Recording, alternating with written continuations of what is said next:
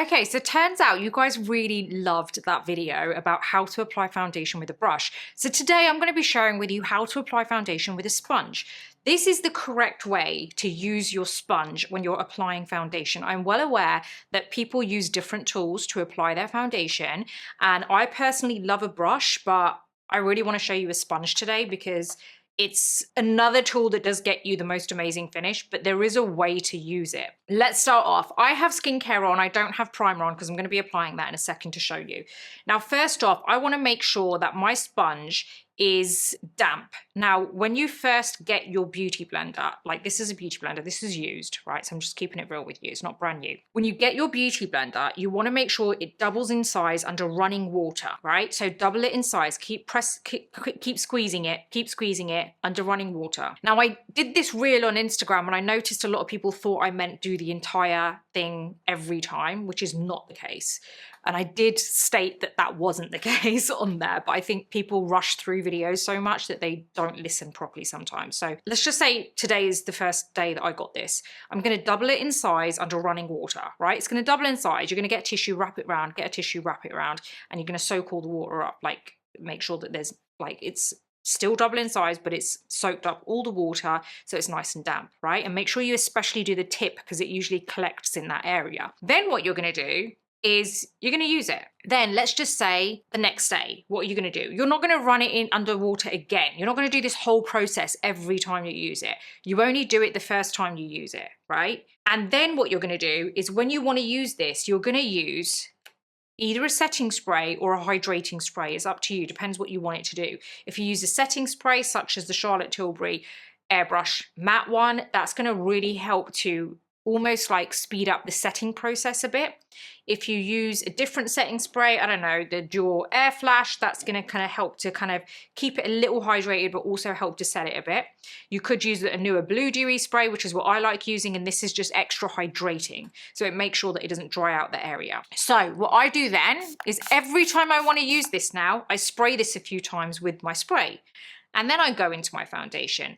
Now, how often do you clean your beauty blender? Because I clean mine every week or so. So let's just say I've used it for a week now. So, because every time I use it, I use the spray, right? I don't put it under running water. That's just long, right? So every time you use it, you're just going to use this. Now, let's just say I need to wash my beauty blender today. I wash it. I then make sure that it doubles in size once everything's out. And then I use the tissue to soak everything up. And then I continue as normal with my setting spray or my hydrating spray. So you're only really giving it a full wash under running water every time you wash it. You're not doing that every time you use it. So that's the first thing. So what I want to do now is get my foundation on. So we're going to apply my primer. So I am going to use my One Size Secure the Blur Makeup Magnet Primer. And I like putting this through the center because I do get a bit kind of shiny through the day. So we're just going to add this here. There you go. Now, I am also going to put a different primer around my perimeter. So I'm going to use something a bit more hydrating. So we'll use this. This is my Armani Luminous Silk Illuminating Primer. So I'm going to use this along the perimeter because I like that area to be a bit more kind of like illuminated, especially around the upper, like the cheekbone area. There you go. It's okay to use different primers. It's fine because ultimately, you know, what you want to do is use a targeted approach, right? Which is very kind of like tailored according to what your skin needs. So, okay. So next up, we want to get our foundation. Now, when you're using foundation, I would personally make sure that when you're using a sponge to apply your foundation, you're using a foundation which is pretty fluid. If you use something that is pretty thick, I would personally say to use a brush because I think you're going to get a nicer finish with a fluid foundation and a beauty blender. You can still use a thick foundation, like for example, the Charlotte Tilbury Airbrush Flawless Foundation. That's a bit thicker in formula. You can use a sponge with that still, and you'd use it in the same way that I'm explaining, but I would probably use more spray on the sponge. But what I'm going to use today is my Dior Forever Skin Glow because that's quite fluid and I quite like that. So this is my 4WO, which is warm olive. And I'm going to get this onto the back of the hand. So I'm going to make sure this is nicely sprayed. I go OTT with this and I love this spray. That's why I use so much of it. Now we're going to basically grab a little bit of the foundation, not all of it. See that? There's some on there. You're going to put this on the other side of your hand. You're going to buff it into the sponge. You're now going to start buffing it around the face. Let's start from the center. We'll do this side first. You're bouncing the sponge over the face. You're never dragging, ever. You're always bouncing. Now we've got it around the center here, right? Don't go into more and start applying it everywhere else. You're really just kind of bouncing it through the center to really get that product everywhere.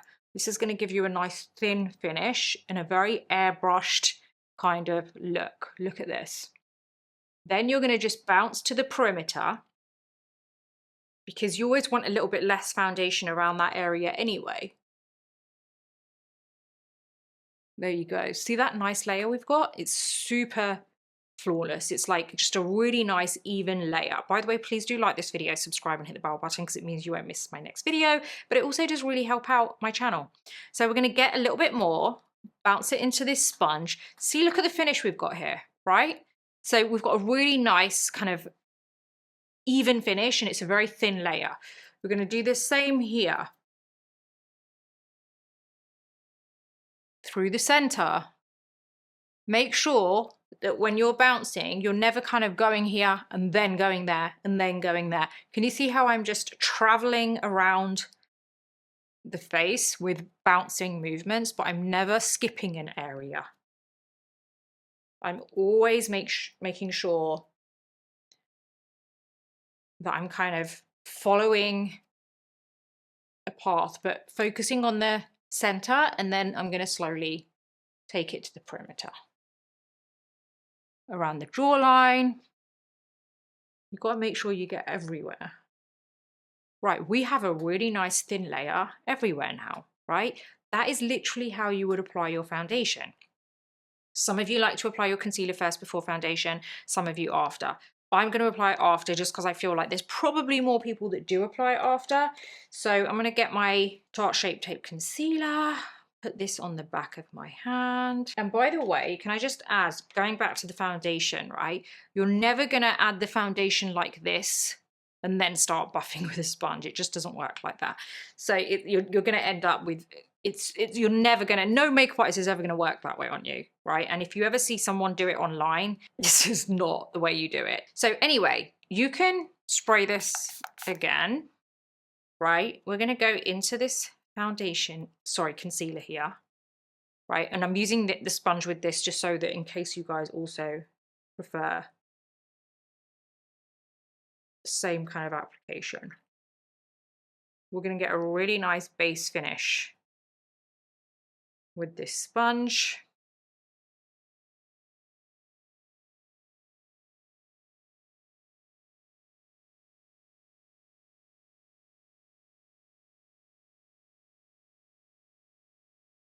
There you go. Let's get it onto the lids. And I'm not adding more here, which you'll notice I'm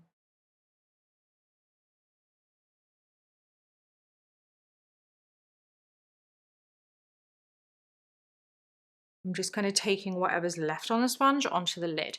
Now, what I want to do here is get my powder. This is my Huda Beauty Easy Bake. I'm going to get my Real Techniques brush. We're going to press onto the lid just there.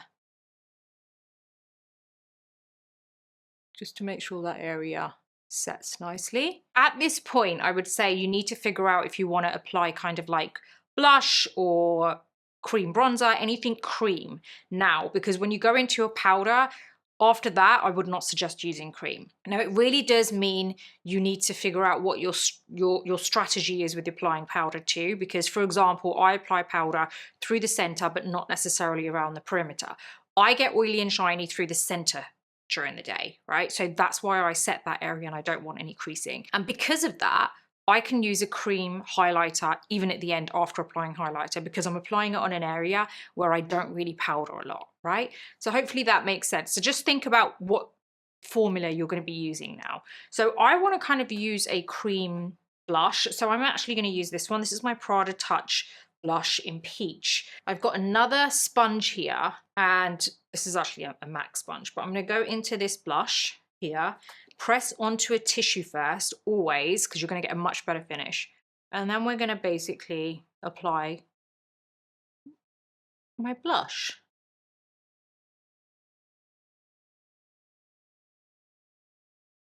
And applying your blush with a sponge as well honestly gives you the most stunning blush finish. It's just the easiest way to get that really nice kind of airbrush finish to your blush. So okay, blush is done. And plus, can I just add, I feel like it's much quicker as well using a sponge with a blush. So if you ever feel like you've got a little bit too much blush on, just go in with your normal foundation sponge and just kind of go over any areas.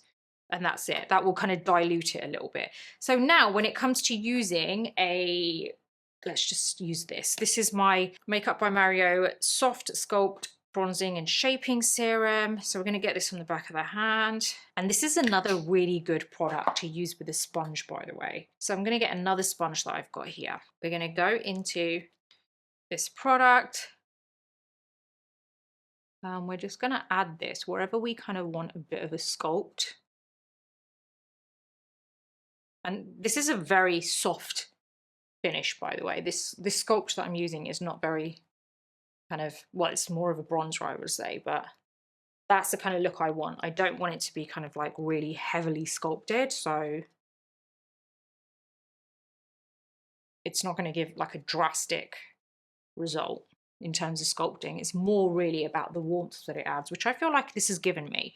Okay, so again, we've used sponges. I always keep 3 sponges here, one for my foundation, which is always a beauty blender. Then I keep an extra sponge for my blush and highlighter, and then I also keep a sponge for any cream bronzers that I use in case I want to use sponges. In terms of like the type of sponge you use, I would always recommend an actual beauty blender because I think it's great. But as you could tell, I'm using a MAC sponge for the other kind of for the blush and the bronzer. I'm not too fussed about those sponges. What I use with a blush and a bronzer and a highlighter doesn't bother me in terms of what sponge it is. But when it comes to my foundation, that is way more important to me and it's covering more surface area. So I definitely would use a beauty blender for that. So now that we've done this, we can now go in with powder. So what we want to do is get our sponge again, get the tip, and you want to grab any product that's in those creases there, because there will be. And then you're going to basically use either a brush or a puff to set your under eye area. I like using a puff here. And I always use a puff here because I just feel like it works well for me. Right, see how I do that on my under eyes? And then I use a brush everywhere else. So I'm going to get my brush. I'm going to apply the powder through the center, anywhere that I don't want shine. And I'm also going to dust this off here. I go on the cheek area here because this middle cheek area is somewhere I have a bit of texture. And then around my smile lines. And I don't go on the perimeter because I like that area to look a little bit more kind of like dewy. What I do then is I get my spray, and I love the Anua Dewy spray. Everything's listed in my description. And I basically go along the perimeter, and that gives me that extra bit of kind of lived in kind of feel to it. If I want to add a kind of highlight or some kind of glow right now, and I feel like I want a bit more than this, then that's where I can pick what I want to use. So I actually really love this at the moment. This is my Charlotte Tilbury Unreal Highlighter Fresh Healthy Glow Stick, and the shade I'm using is Glazed Goddess. And what I do here, I never apply it with the stick because you're going to ruin everything on your face then. I get my sponge that I like using. So I actually use one sponge for my blush and my glow. I use one side for the blush and I always use the bottom here for the actual glow. So I'm then going to go on the back of my hand, grab that glow, and then I'm going to press that where I want it. See that? So if you need more, just keep going in with more. But I absolutely love using a sponge for glow. I feel like you get the quickest highlight there and it gives you the most amazing finish. So let's just curl my lashes. By the way, have you gone to the beautybreakfastclub.com It's my online publication. I think you're going to love it. If you love this channel, you are absolutely going to love it there. I promise you, it's so informative and so educational. If you just literally go onto it, type in thebeautybreakfastclub.com, and you're going to end up seeing kind of like everything you love, basically. It's going to be all like to do with beauty, a little bit of health mindset, kind of wellness thrown in, a bit of style thrown in, but it's primarily about beauty. And also there's an over 40 section, which I think you're going to love. If you click on that, you'll get every newsletter that relates to being over 40, whether it's makeup, beauty, wellness, whatever, right? And real relatable chats as well. So it's free to subscribe. That gives you access to most of the site, which means you get like a free newsletter every 5 to 8 days. And if you go for the paid version, it's the same as getting yourself 1 coffee a month, but it gives you way more because you get to unlock the entire site, read all the newsletters that you've missed out over the last couple of years. And also you get to join the group chat community, which is amazing because it's on the platform and you can ask me any questions directly and I answer. But also you get to learn so much from all these other people who are like-minded, who love beauty. I think you're going to love it. Moving on, this is the base that we've got from using just a sponge. And the only time we used a brush was to obviously set the makeup. But yeah, this is your finished base. I just want to add a bit of gloss because I feel like I look very kind of flat with no lipstick or anything on. But yeah, hopefully you've seen how you apply your foundation with a sponge. It's super easy, but it is really about the prep of the sponge, I feel, and using your hydrating and setting sprays in another way. It's not always about using a spray right at the end. Honestly, it's a game changer using a spray on your sponge to prep it. I promise you, you're gonna prefer it. It's so much easier. It's so much quicker than wetting it under running water every time. Just only run it under water when you initially wash it or when you first get it. So let me know if you have any questions about that. And yeah, I'm gonna love you and leave you and see you on the next video.